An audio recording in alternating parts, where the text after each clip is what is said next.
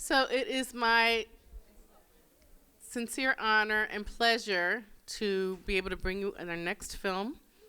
It is another fantastic documentary that needs to be seen far and wide. It's it's unfortunate that we have to make a big deal out of these things because there are so few representations of African American women that we like to embrace these days. But this is a big deal. This film is a very big deal, and we're very thrilled to have the filmmaker with us, Roxana Walker-Canton. Roxana. And she doesn't want to say anything in advance, but we'll speak with her and Dr. Tracyann Williams at the end of the program. And I don't want to say too much either, but I just want you to really take in this film. To be an African American female in academia is a very unique position.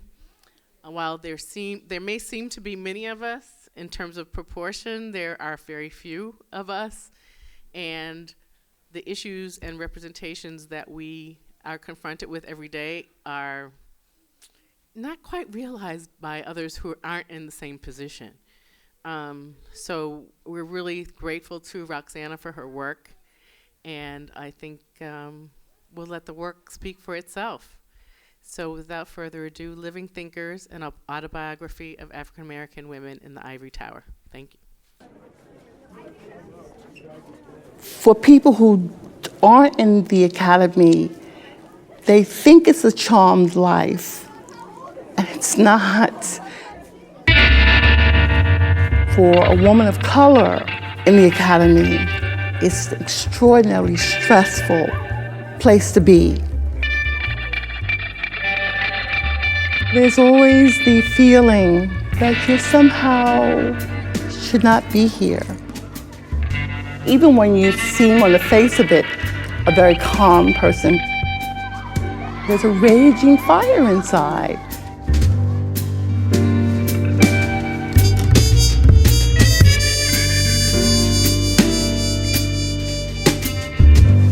Both my parents were migrants from the South, and they came north because they were tired of picking cotton.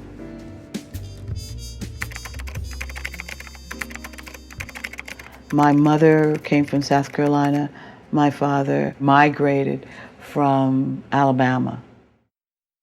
My father had a 6th grade education, and when he went to New York, he was a short order cook. My mother graduated from McCall, South Carolina, colored high school, and she migrated to New York and was a day worker, a domestic worker. Her aim and object was something that got ingrained from day one. She had a mantra, and it was just, you're not going to clean anybody's floors but your own. My name is Karyama Welch. I should say that in deference to my mother, that I was named Carol Ann, and so I grew up as Carol Ann Welch. I was born in North Carolina, Thomasville, North Carolina, but I grew up in New York City, in Brooklyn, New York. My mother, who did not finish high school, but was very, very bright, was very keen on education. She worked as a maid until I went away to college. I actually aspired to live in the projects. So that's how poor we were. I wanted to live in the projects because that was the step up.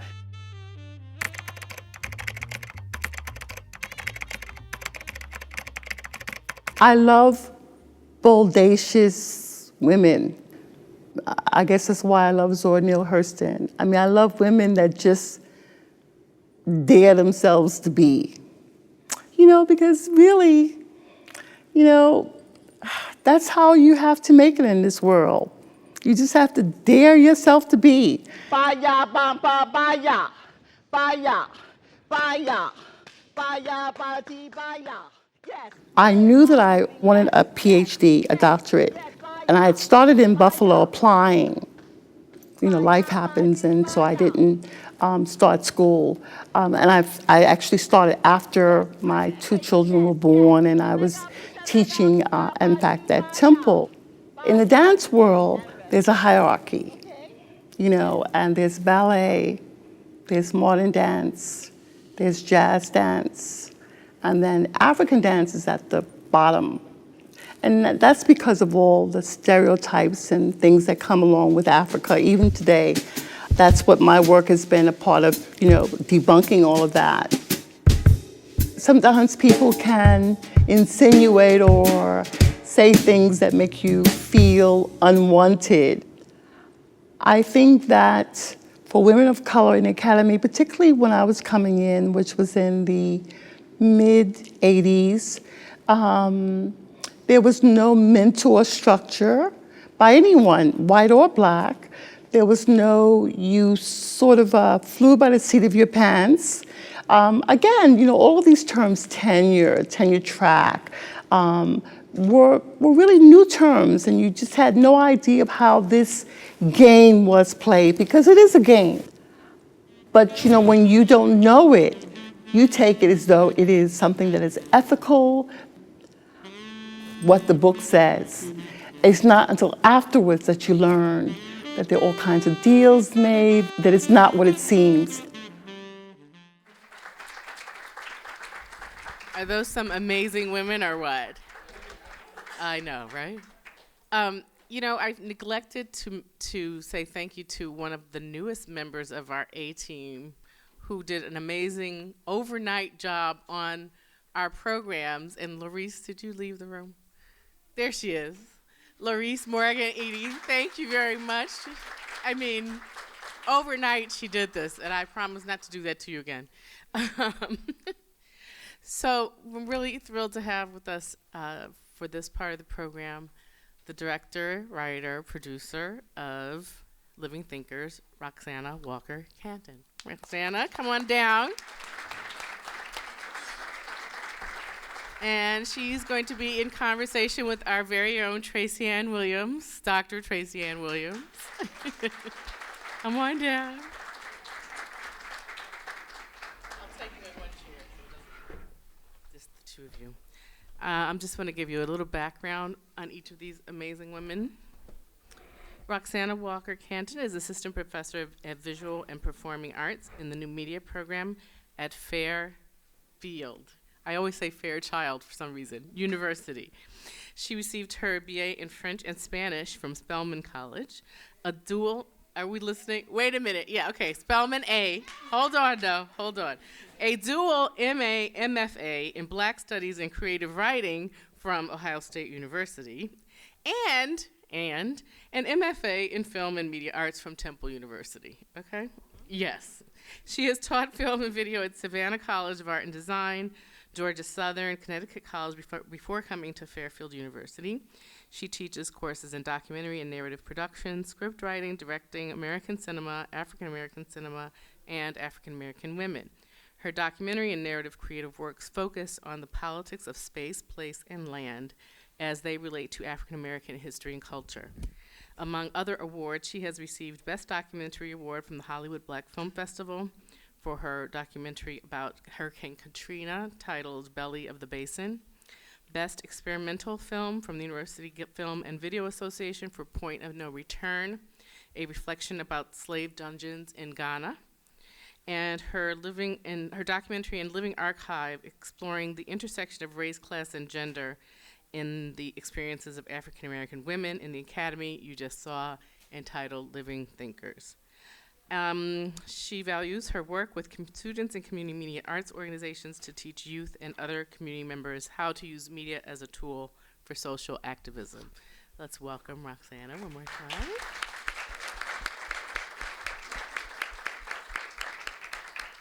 Unfortunately, Gail Drakes could not be with us at the last moment. She is our new director of social justice initiatives here at the new school, but she got a case of laryngitis and whatever this bug is that we all have had going around. So she apologizes profusely for not being here. But if you haven't met Gail yet, you should definitely stop by her office and meet her here at the new school.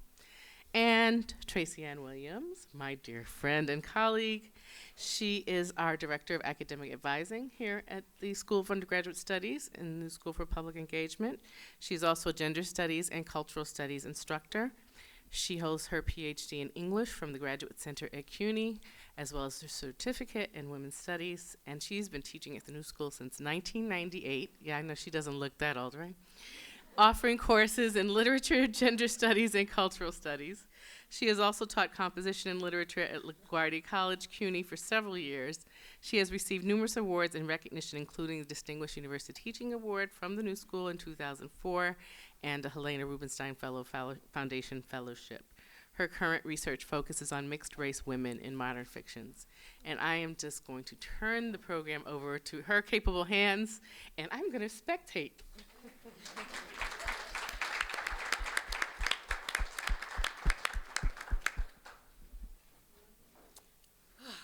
Well, let me first say that do we need to hold these up, Michelle? Yes?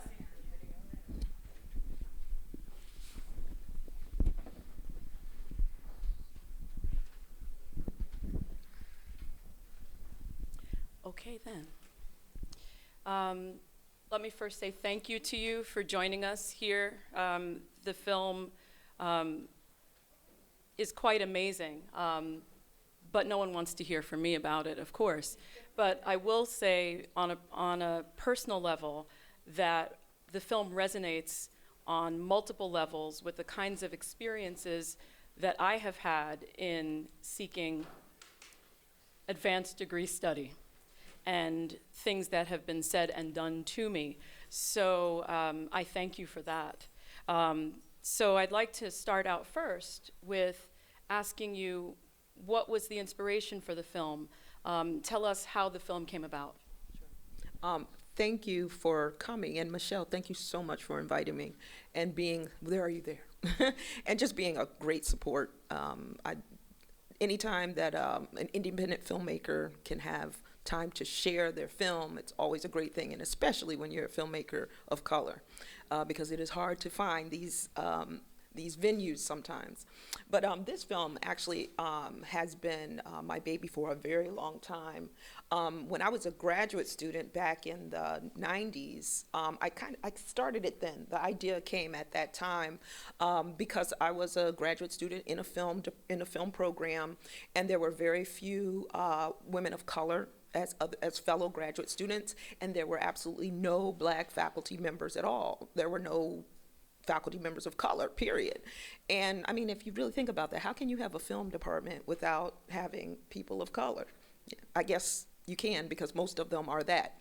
And so some of the women that were in other departments and the few of us that were of color within the department start talking about these issues. And I would also have those conversations with women that I had gone to school with when I was at Ohio State. And so I was like, well, I want to capture this. I want to get, I want to be able to document what our feelings are about, being a double minority within these programs, and just the experience, the intersection of race, class, and gender in our experiences on these campuses. But during that time, I didn't have the money, I didn't have the time to really get into making this documentary until maybe about 5 years ago. So that spanned a long time. So there were times when I was doing some interviews, but really never attacking it until maybe about, like I said, 4 or 5 years ago. And then I started to do a lot of interviews. And what I wanted to do was to, or what I am still going to do, is to interview at least 100 women and archive all of the interviews. So I've already interviewed about 60 women. Of course, all of them are not in the documentary, but that's all going to be part of a web page that I'll have that will archive all of this, because it's so important for us to document us. I always had this image of, 50 years from now, 100 years from now, someone could be doing research about black women at the turn of the 21st century, and this is part of who we are. And then they would be able to use these first-person narratives in their research. So I think it's very important for us to preserve, our stories. So that's pretty much how it came to be. That's so wonderful. And obviously you were invested because you had been receiving training in film and media studies. But can you speak a little bit about what the benefit is of using film or using this medium to capture this kind of story? Right. Well, especially today. I mean, we are driven by media. I mean, there's not one person in here who is not affected by media in some way. This kind of reminds me when I'm teaching film, early film, and when film came onto the scene. I mean, film way back in the late 1800s. Before there was film, there were these other arts. But a lot of those arts were for the upper class. You know, reading, literacy, that was an upper class kind of experience. Theater was an upper class experience. You didn't have the money. But when film came on the scene, first of all, it was silent, so you didn't have to have the same language. So we spoke in, visually, we spoke in images, and then it was cheap. You would go to the Nickelodeons. Everybody could participate, and that's why, when film first started out, parents didn't want you to go into they didn't want you to be an actor or a director. That was considered low art. But it's the same thing now in the terms of how it's part of mass media. Everybody can be involved. So that's why I think it's important to capture it in this medium. People have been writing about this. You can Google, or you can go to your library and look in the card catalog, right, online or whatever, and you can find that women have been writing about these issues and Black women on campuses for a little while now. But how many of us had read it? But people may watch this, and so I think that documenting it and preserving it in media it'll get the word out definitely more easily. People can chime in, There's a way in which documenting it in this forum, much like documenting it in the written word, but documenting it in this forum because it's so immediate, that perhaps it allows people to grasp it a little bit more. I was talking to colleagues over there about how people think that academia is just a beautiful place. And we all sort of just stroll along, and we have our books around us, and we're constantly able to think, and people love us, and it's a beautiful thing.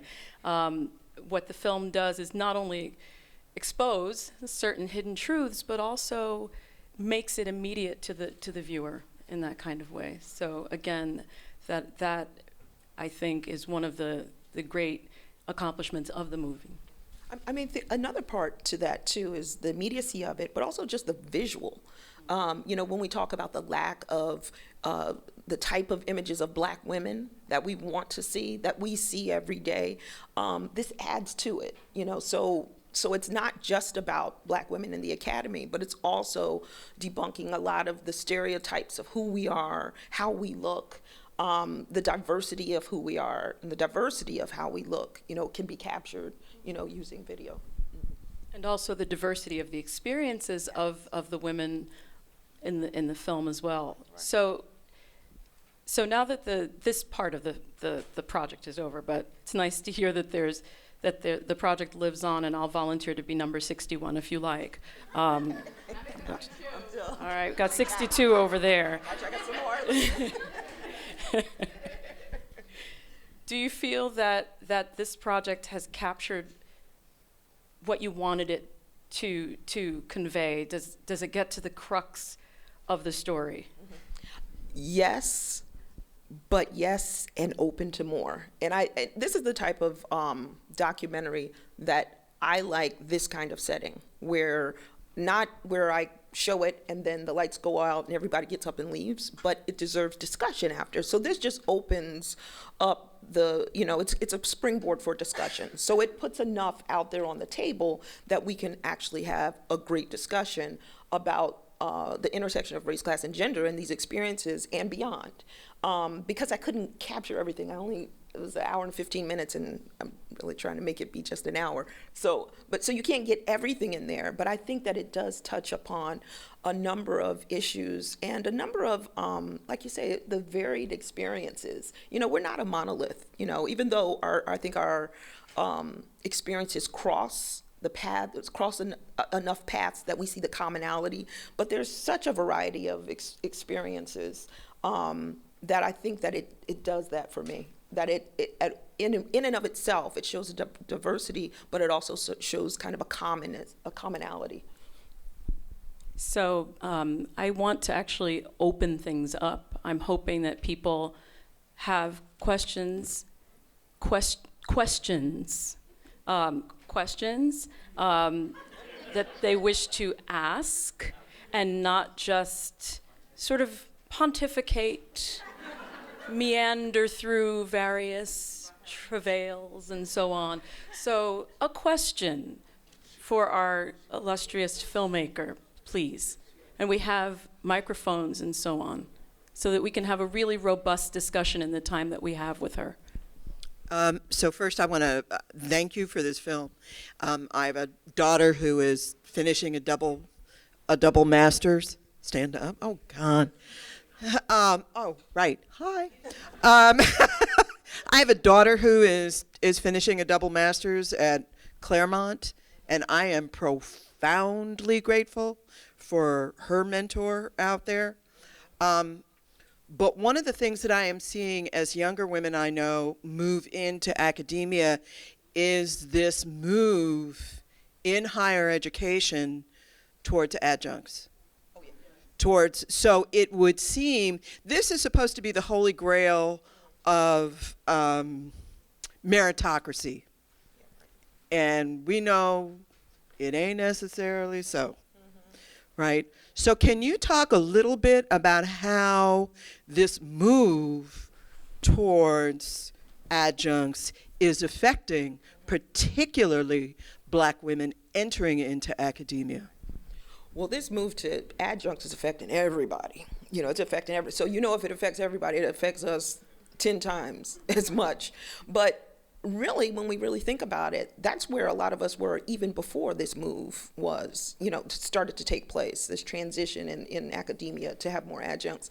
Because Black women have been on the margins, have been in adjunct type roles or non-tenure track positions disproportionately more than others. So even though it has affected us, it's not surprising, and it's not that much different than it was before. We have occupied those positions, adjunct, non-tenure line, and then if we do get a tenure line position, we're denied tenure more often too. So it's not, you know, it's not unlikely at all to go to a university and have no Black women or one Black, and I'm talking about the whole university, and really probably more smaller colleges than bigger universities. But even with bigger universities, you still may have like 5 out of a faculty of 12,000. You know, so I mean, if you really think about it, and you can Google this, just randomly pick 5 colleges that are not historically Black colleges, and look at the faculty. You can go to the Chronicle of Higher Education, and you can look up stats and start to look at how many faculty of color in general, and then just keep breaking it down. How many Black folks? How many Black women? And you will be surprised if you hadn't. And you might not be surprised, but maybe you haven't thought about it. Check out your own college, your own university. We're all coming from different places here. Check out your own, and that will tell you something. Because here we are in 2014, and you know, a lot of people want to talk about diversity and want to talk about being colorblind. But if you're so colorblind, then why is there such an absence of this particular color? You know. I'm going to add that additionally, people of color were not supposed to be a part of the upper echelons of the academy. And the academy was created for a rarefied group of people who had individuals who were able to be at home, taking care of children, home, etc. And so the academy was not constructed for people that, like us, and people featured in the film. But I would agree, many of us come to the academy through adjunct positions. I came to the New School as an adjunct as well. Yes, I'd like to thank you again for a wonderful film, and also thank Michelle Materre for bringing it to my eyes. So my question is, because the university and college system is a business, Yes. and you have to actually have a buy-in to get into this business, and it's set up by a lot of white ethnic liberals. Based on the information from your film, where do you think this is going? Where do I think the university, the system, It's taking it's going to hell.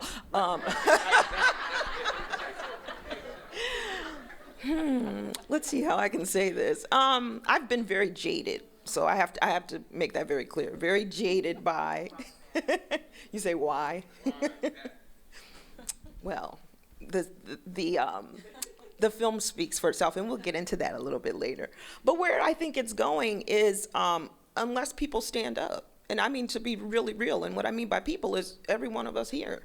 You know, the more that we play the game, you know, the more that we play the game, the more that it will stay the same. And you will have your turn too of being denied tenure, or not being able to do your research, or not getting this grant or that grant, or if you're a graduate student, not having a faculty member on the faculty to be able to spearhead the project that you're doing, or be able to advise you in the project that you're doing, because no one does that or no one's interested in that.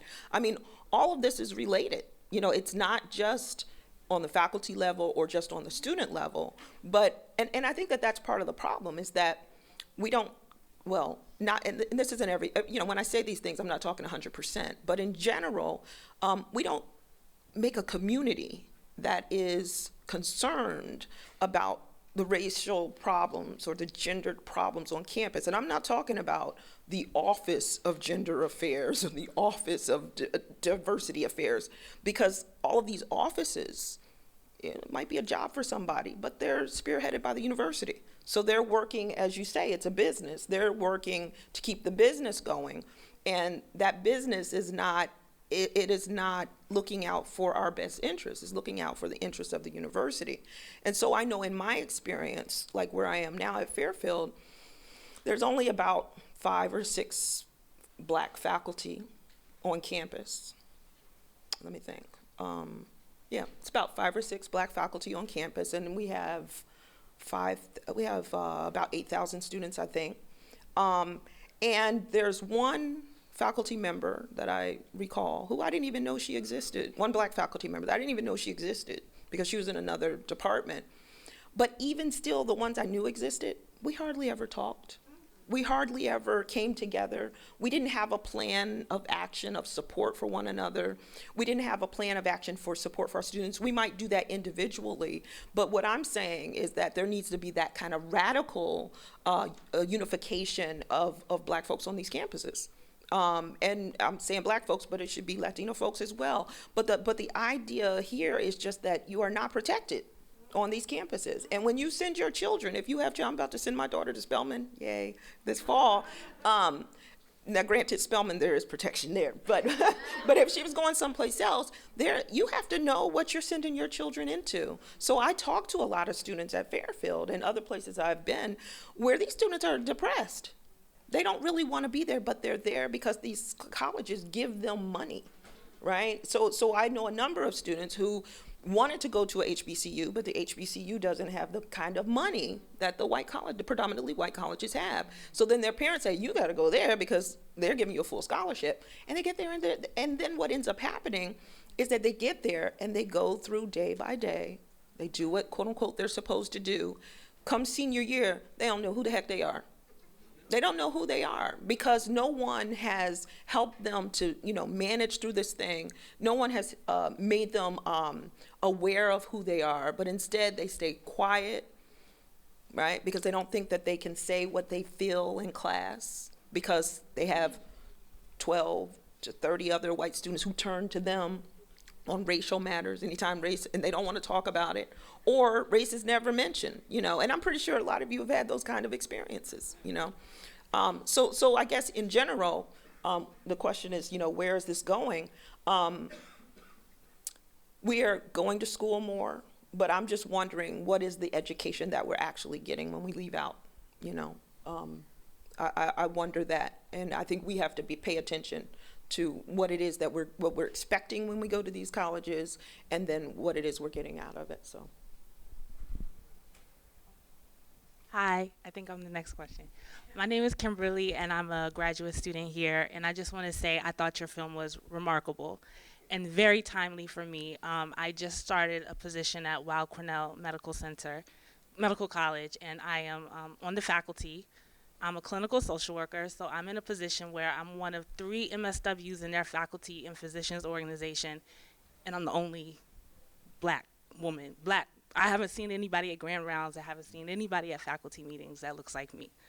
So, like I said, this was very timely.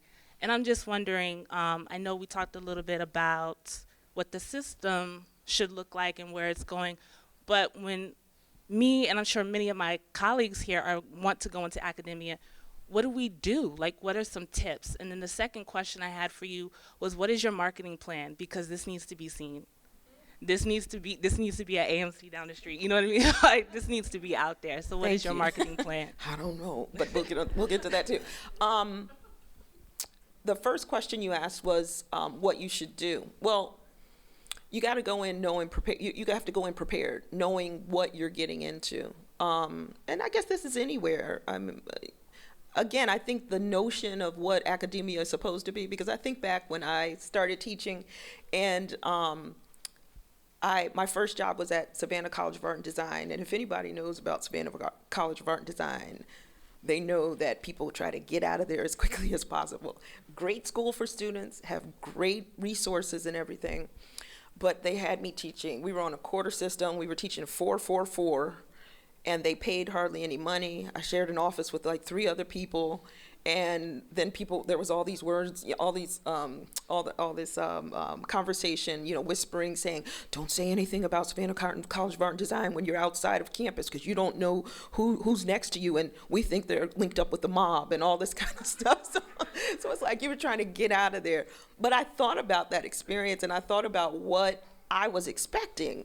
And I was expecting that I would have my own office. I was expecting that it would be this life of the mind that people talk about, that it was about scholarship and about students that really wanted to learn. And it was not all of that, okay? It was not all of that at all, on all kinds of levels.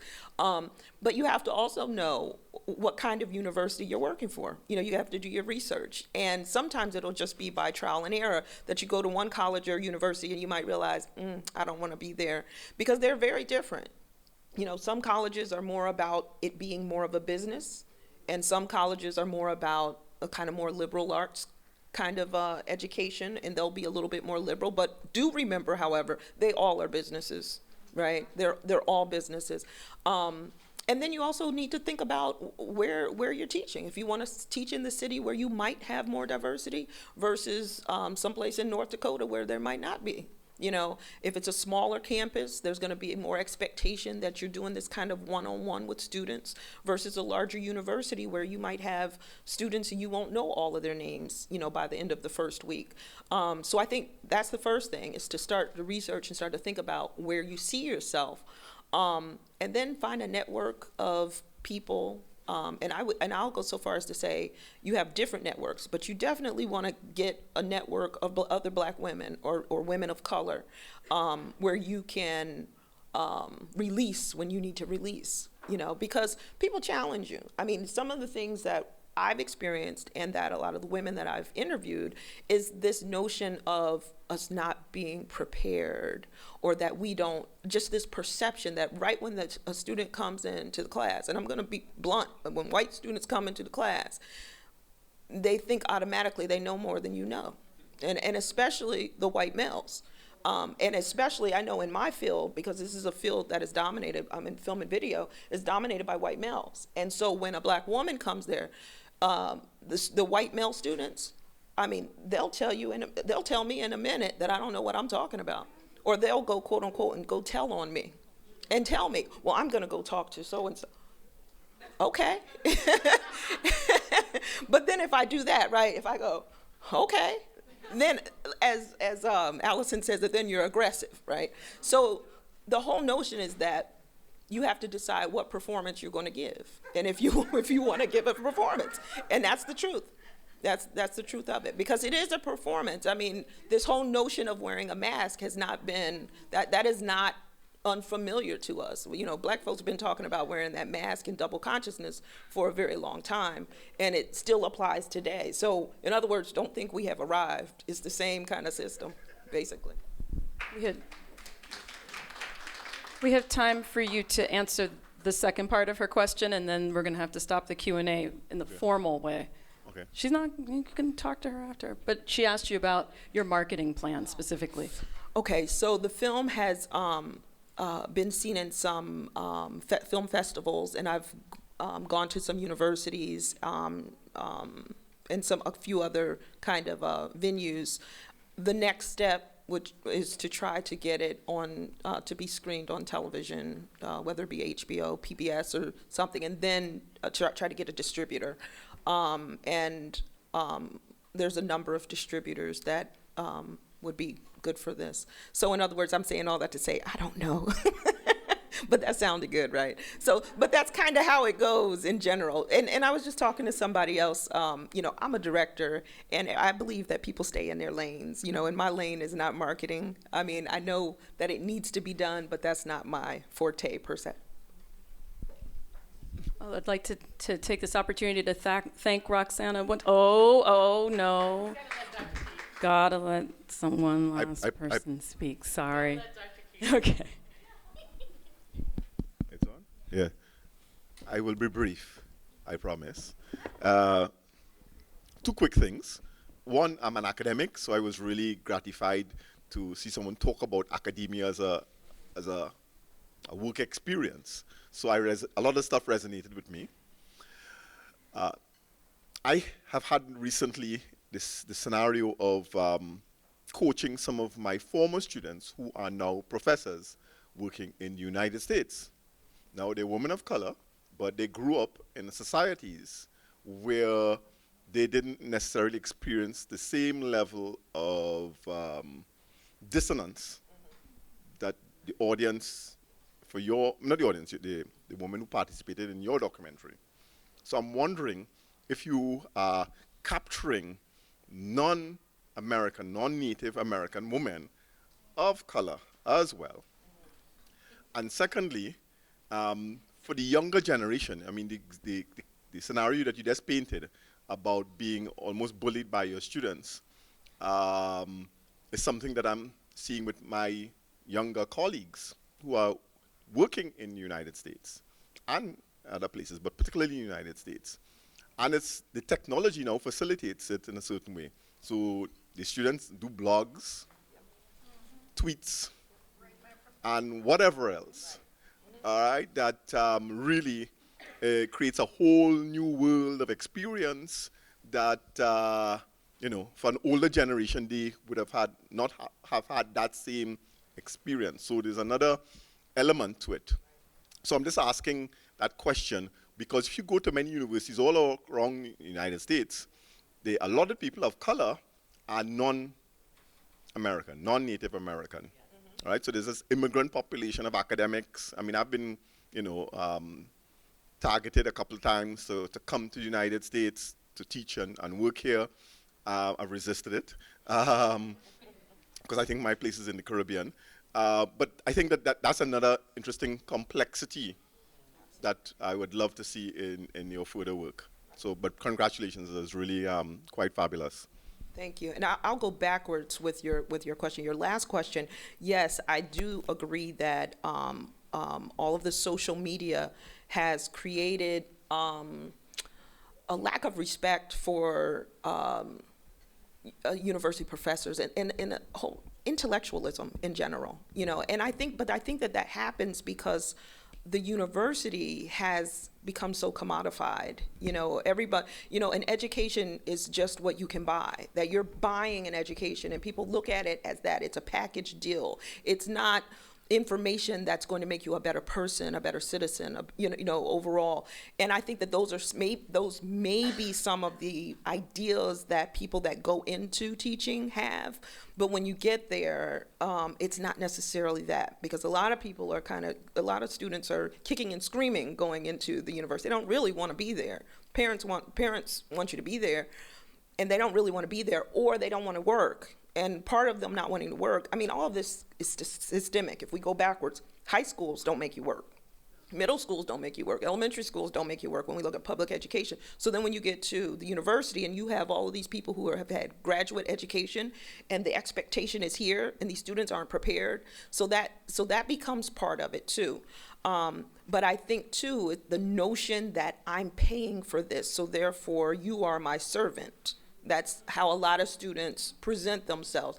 And this very well may be happening to white professors, but I hear them talking about it somewhat, but it's not at the same level. And it's not coming from the same place when it happens to people of color, because there's definitely a racist perspective that's under there, whether it's overt or not, or a little bit more covert. And if anyone listened to the news this morning at Ole Miss, anybody hear about this? At Ole Miss, that they had the statue of James Meredith, the first African-American student there. They put a noose around the statue's neck and put a Confederate flag on there. So you know that it is being fueled by racism. You know, it's been fueled by that. The first question you asked about the faculty who may not be African American, that's a very interesting and touchy. And I'm going to walk around it tiptoeing just a little bit. What I have found in my experience, so I'm only talking from my experience and from some of the interviews that I've had, is that there's this notion of the acceptable immigrant, okay? And so whites on these college campuses decide to prefer a certain type of black. And what gets confused and muddled is that our experiences aren't the same, right? We might look the same, but our experiences are not the same. Someone come from Jamaica is coming from a place where where the majority of the folks are black folks. So you don't have the same kind of history as black folks who are here, who are not the majority of folks. And also the civil rights struggle that takes place here. And what I find sometimes happening, not all the time, but sometimes there is a certain kind of perspective that folks that are coming from the islands and coming from the continent have about African Americans, which match the same perspective that some white folks have about us. But the thing about it is, they're getting those positions in the colleges based on the civil rights struggle that the folks that were here fought. And so that's why it gets muddled and confused and hard to talk about, because we're still part of the diaspora. We're all brothers and sisters, but everybody don't look at each other as brother and sister. And then sometimes people will benefit from that without recognizing the fact that there was a civil rights struggle here that African Americans fought for education that now they're not even, being able to benefit from, because now someone else who looks like us might come and be quiet, and be quiet and not necessarily, look at those kind of issues. So. What a lovely place to end. And so, my friends, let us thank can't even.